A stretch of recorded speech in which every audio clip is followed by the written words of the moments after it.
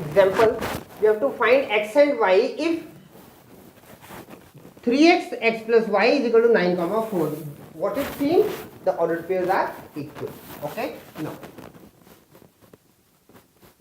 given 3x comma x plus y is equal to 9 comma 4.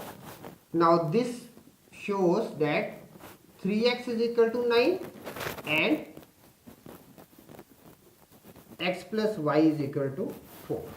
Now x is equal to 9 divided by 3 is equal to 3, x is equal to 3. Now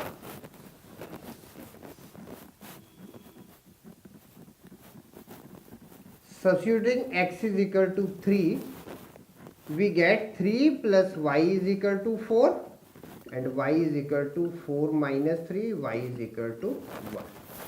Okay. Hence,